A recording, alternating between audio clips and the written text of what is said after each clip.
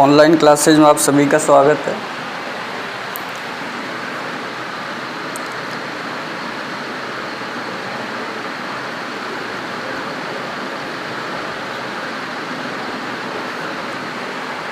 BSc first year में organic chemistry चल रही है और उसके अंदर फर्स्ट यूनिट हमारी चल रही है reaction mechanism of organic reactions, यानी कार्बनिक अभिक्रियाओं की क्रियाविधि।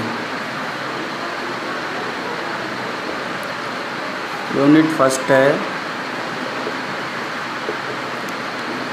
कार्बनिक अभिक्रियाओं की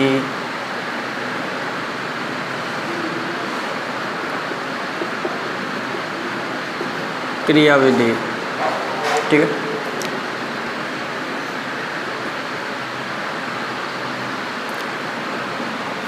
इसके अंदर फर्स्ट लेक्चर में हमने देखा था कि कोई बंध है, जैसे हमने कहा सपोज ए और बी के बीच का जो बॉन्ड है वो कितने प्रकार से विखंडित हो सकता है। क्या हो सकता है?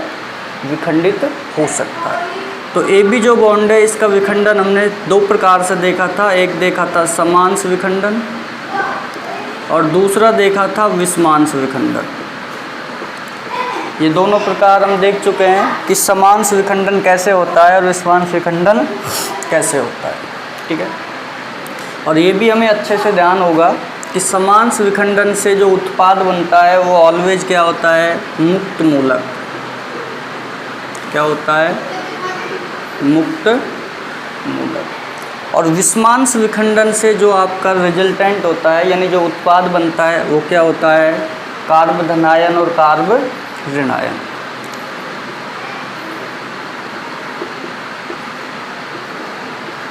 कार्ब धनायन तथा कार्ब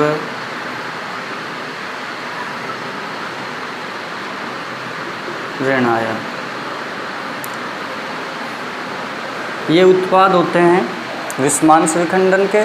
और समांश विखंडन का होता है मुक्त मूलक। एग्जाम्पल्स वगैरह हमने किया था किस तरह से ये होती है क्रियाविधि, किस तरह से टूटता है जो बॉन्ड है ए और बी के बीच का, वो हमने देख लिया है। ठीक है, अब देखो आज हम देखेंगे अभिकर्मकों के प्रकार, यानी टाइप्स ऑफ रिएजेंट।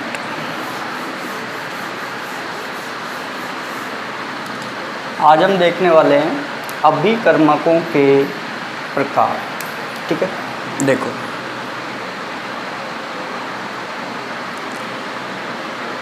आज का हमारा हेडिंग है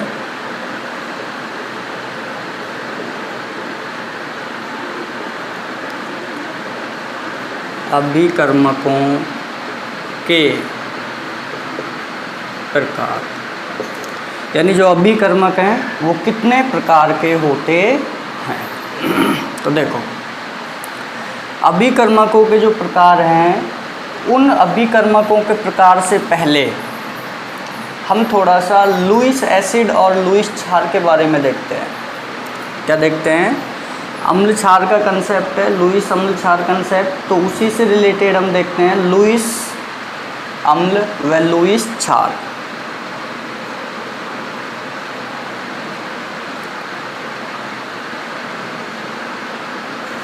लुईस अम्ल, तो देखो सबसे पहले जो इसका कंसेप्ट है एसिड बेस का, उसके अकॉर्डिंग हमें डेफिनेशन आनी चाहिए कि लुईस अम्ल कौन से होते हैं। लुईस अम्ल कौन से होते हैं? तो हम कहेंगे, सिंपली हम कहते हैं कि लुईस अम्ल वे होते हैं जो क्या होते हैं? जिनका ऑक्टेट जो है वो इनकम्प्लीट होता है, अष्टक अपूर्ण होता है। इसके अंदर दो तीन स्टेटमेंट हम दे सकते हैं, यानी कौन कौन से यौगिक हैं जो लुईस अम्ल क्षार होंगे। तो देखो पहला पॉइंट तो हम ये कह सकते हैं वे यौगिक जिनका अष्टक पूर्ण नहीं होता है, यानी अष्टक अपूर्ण होता है, वे लुईस अम्ल होते हैं। तो हम लिख सकते हैं वे यौगिक जिनका अष्टक अपूर्ण होता है वे लुईस अम्ल होते हैं। ठीक है। अब बात की जाए कि अष्टक अपूर्ण किन का होगा, तो ऑक्टेट रूल के अकॉर्डिंग हम कह सकते हैं जिनका ऑक्टेट पूरा नहीं है यानी अष्टक पूर्ण नहीं है वो क्या है, इलेक्ट्रॉन न्यून यौगिक, अर्थात हम यह लिख सकते हैं अर्थात इलेक्ट्रॉन न्यून यौगिक, इलेक्ट्रॉन न्यून यौगिक। तो देखो पहले हमने जो स्टेटमेंट लिखा ए में पॉइंट में कि वे यौगिक जिनका अष्टक अपूर्ण होता है, तो थोड़ा हमारा पिक्चर क्लियर नहीं था दिमाग के अंदर कि अष्टक अपूर्ण होता है। अगर एग्जाम्पल कहा जाए तो थोड़ा सोचेंगे किसका अष्टक अपूर्ण होता है, किसका पूर्ण नहीं होता है। अब हमने अर्थात करके यहाँ पे लिख दिया है अर्थात इलेक्ट्रॉन न्यून यौगिक, तो फटाक से हमारे दिमाग में एग्जाम्पल्स आ जाएंगे कि जिनका ऑक्टेट कंप्लीट नहीं होता है, यानी जो इलेक्ट्रॉन न्यून यौगिक हैं। ये हमने पढ़ा हुआ है 11th क्लास के अंदर इलेक्ट्रॉन न्यून यौगिक क्या होते हैं। तो हम फटाक से एग्जाम्पल बता सकते हैं। जैसे हम कहें इलेक्ट्रॉन न्यून यौगिक में एग्जाम्पल की बात करें तो हमने कहा BH3, क्या कहा BH3, हमने कहा यहाँ पर BF3, हमने कहा यहाँ पर AlCl3, ठीक है। और आप लेना चाहो यहाँ पर ले सकते हो, जैसे हमने यहाँ पर कहा BeCl2। ये जो सारे एग्जाम्पल्स मैंने लिखे हैं इनमें क्या है, इलेक्ट्रॉन्स की साझेदारी के बाद भी अष्टक पूर्ण नहीं हो पाता है। क्या नहीं हो पाता है, अष्टक पूर्ण नहीं हो पाता है।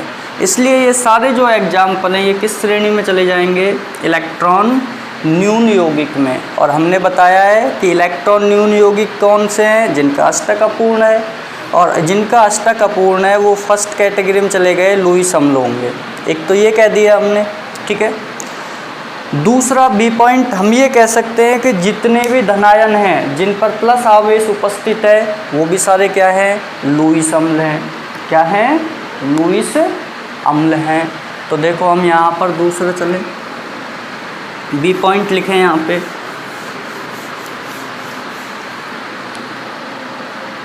तो देखो बी पॉइंट की बात करें लुईस अम्ल के अंदर तो हम कहेंगे सभी धनायन,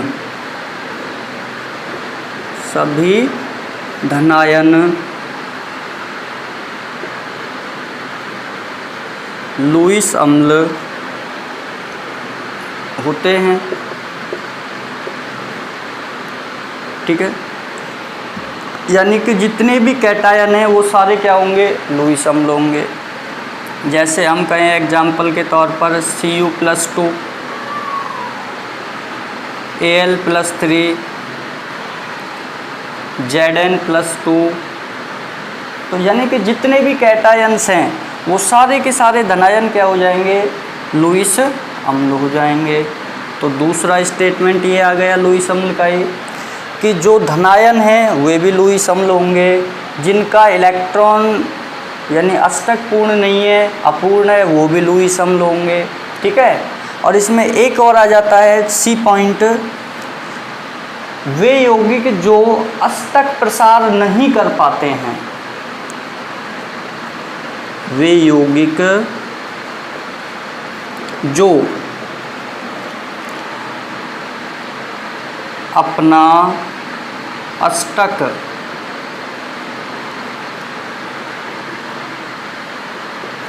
प्रसार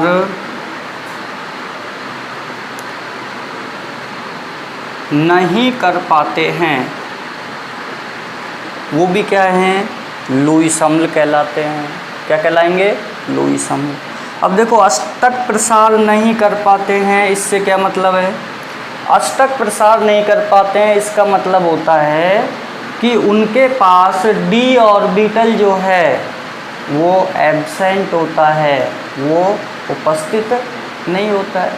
या आप सीधा सिंपल सी भाषा में ये कह सकते हो कि ये अपने जो युग्मित इलेक्ट्रॉन्स हैं उनका क्या नहीं कर पाते हैं, अयुग्मित नहीं कर पाते हैं, या उनको अयुग्मित अवस्था में नहीं कर पाते हैं।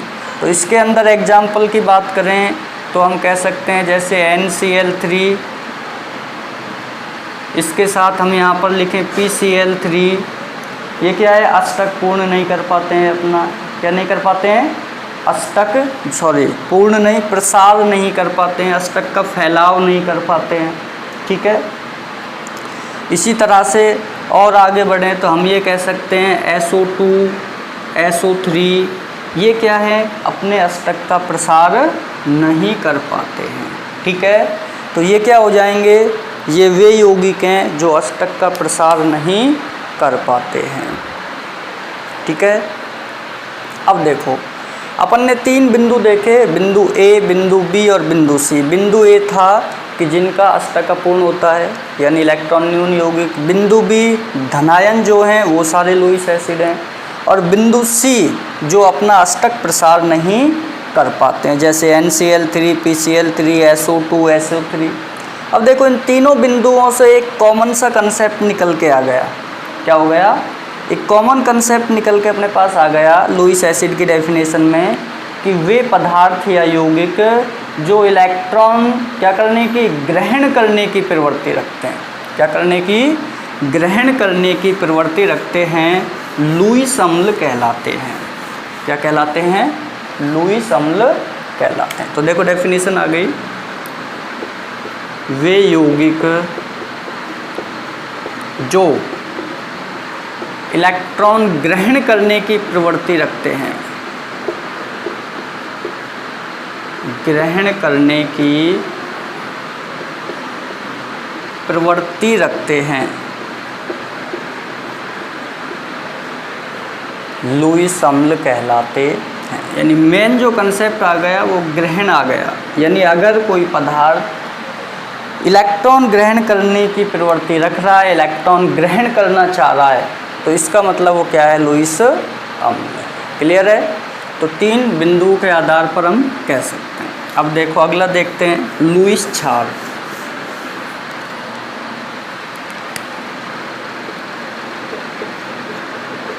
देखो लुईस क्षार इसका अपोजिट हो जाएगा। जैसे इसकी सिंपल डेफिनेशन इलेक्ट्रॉन ग्रहण करने की प्रवृत्ति रखने वाले थे, तो यहाँ पर क्या हो जाएगा, इलेक्ट्रॉन दान करने की प्रवृत्ति रखने वाले। तो हम यहाँ पर डेफिनेशन लिख सकते हैं, वे यौगिक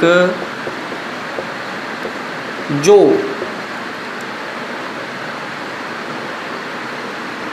इलेक्ट्रॉन दान करने की प्रवृत्ति रखते हैं, इलेक्ट्रॉन दान करने की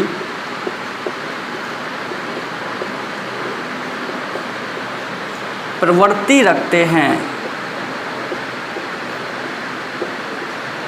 लुईस क्षार कहलाते हैं। यानी कि लुईस अम्ल तो इलेक्ट्रॉन ग्रहण करने की प्रवृत्ति रखते हैं, जबकि लुईस क्षार जो है वो इलेक्ट्रॉन दान करने की यानी कि देने की प्रवृत्ति रखते हैं। क्या करने की, देने की, या हम कह सकते हैं त्यागने की प्रवृत्ति रखते हैं। इसकी त्यागने की प्रवृत्ति रखते हैं या त्याग करने की प्रवृत्ति रखते हैं इलेक्ट्रॉन की, तो वो लुईस क्षार हो जाएगा हमारा। क्या हो जाएगा, लुईस क्षार हो जाएगा। ठीक है, तो इसके अंदर हम कह सकते हैं कि जितने भी इलेक्ट्रॉन धनी यौगिक हैं वो लुईस क्षार की श्रेणी में आते हैं। तो हम क्या कह सकते हैं, सभी इलेक्ट्रॉन धनी यौगिक, इलेक्ट्रॉन धनी यौगिक क्या करते हैं, लुईस क्षार की श्रेणी में आते हैं। किस में आते हैं, लुईस क्षार की श्रेणी में आते हैं।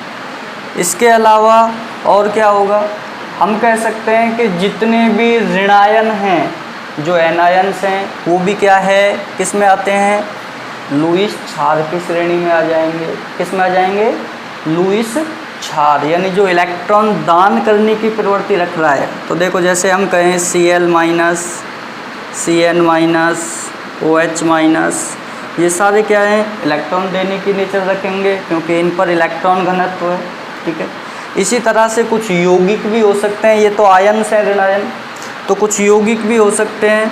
तो देखो हम जैसे यौगिक यहाँ पर लिखें, जैसे हमने लिखा यहाँ पर H2O, ऑक्सीजन के पास लॉन्ग पेयर है, तो ये भी इलेक्ट्रॉन धनी हो गया। इसके अलावा हमने लिख दिया एल्कोहल, ROH भी हो गया। इसके अलावा हमने लिख दिया थायो एल्कोहल, तो ये भी हो जाएगा यहाँ पे। ठीक है, इसके अलावा हमने जैसे यहाँ पर लिख दिया एमीन्स RNH2, तो नाइट्रोजन के पास लॉन्ग पेयर है। क्या है? नाइट्रोजन के पास लॉन्ग पेयर है। तो ये यौगिक जो हैं सारे के सारे क्या हैं? लुईस क्षार है। तो हम कह सकते हैं कि सभी इलेक्ट्रॉन धनी यौगिक लुईस क्षार की श्रेणी में आते हैं। किसमें आते हैं? लुईस क्षार की श्रेणी में आते हैं। या हम कह सकते हैं ऋणायन जो हैं Cl-, Cn-, OH-, ये लुईस क्षार की श्रेणी में आते हैं क्योंकि इलेक्ट्रॉन देने की प्रवृत्ति रखते हैं, इलेक्ट्रॉन धनी है। और कुछ यौगिक हैं जिनके पास लॉन्ग पेयर प्रेजेंट है एटम्स के ऊपर, वो भी लुईस क्षार की श्रेणी में आते हैं, जैसे H2O, एल्कोहल, थायो एल्कोहल और एमीन्स। ये सभी क्या हैं? लुईस क्षार की श्रेणी में आते हैं।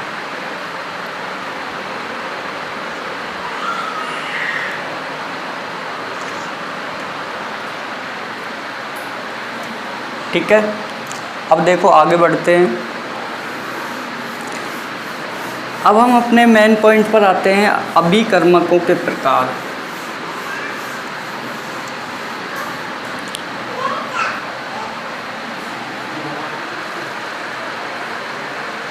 अभिकर्मकों के प्रकार। तो देखो मुख्यतः अभिकर्मक जो है वो दो प्रकार के होते हैं।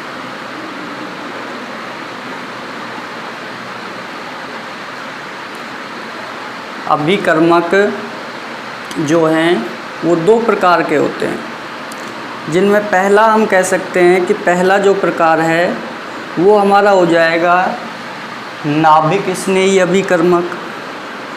कौन से हो जाएंगे? नाभिक स्नेही अभिकर्मक। और दूसरा जो प्रकार है वो हमारा हो जाएगा इलेक्ट्रॉन स्नेही अभिकर्मक। इलेक्ट्रॉन स्नेही अभिकर्मक। ठीक है, तो अभिकर्मक दो प्रकार के हो गए, एक तो नाभिक स्नेही अभिकर्मक और दूसरे हैं इलेक्ट्रॉन स्नेही अभिकर्मक। ठीक है, अब देखो नाभिक स्नेही अभिकर्मक से मतलब क्या है? देखो जैसा नाम है वैसे ही करना है। नाभिक मीन्स न्यूक्लियस पॉजिटिव होता है, एटम का नाभिक धनावेशित होता है, और स्नेही मीन्स स्नेह करने वाला।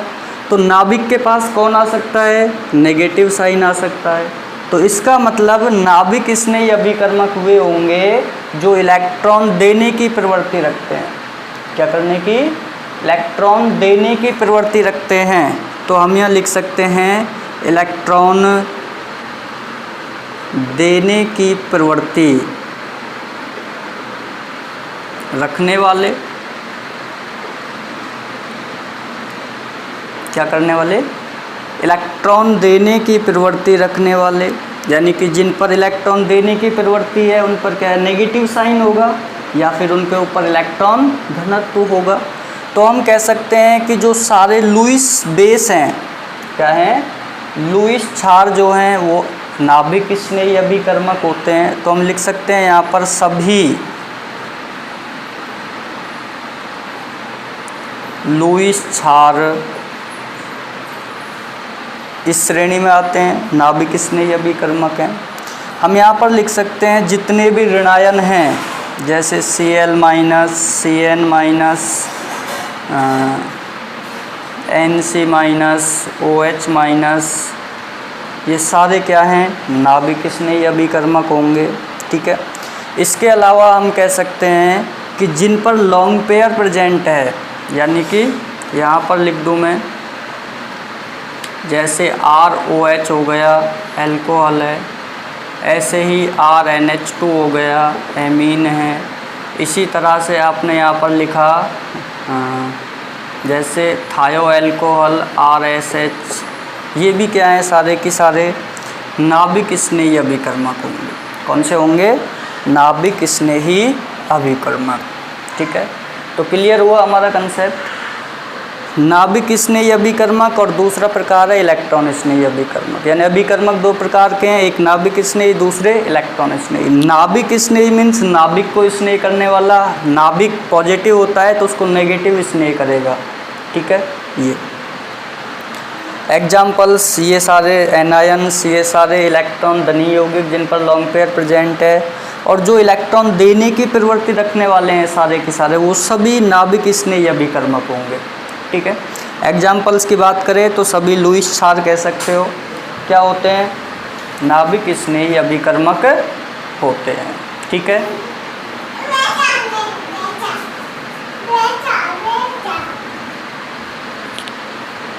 देखो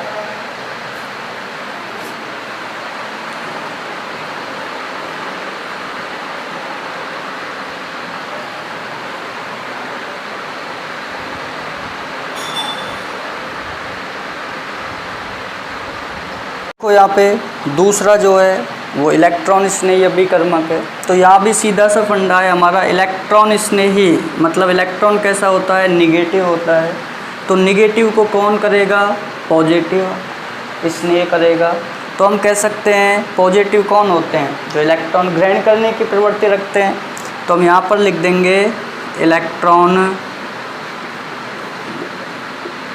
ग्रहण करने की प्रवृत्ति,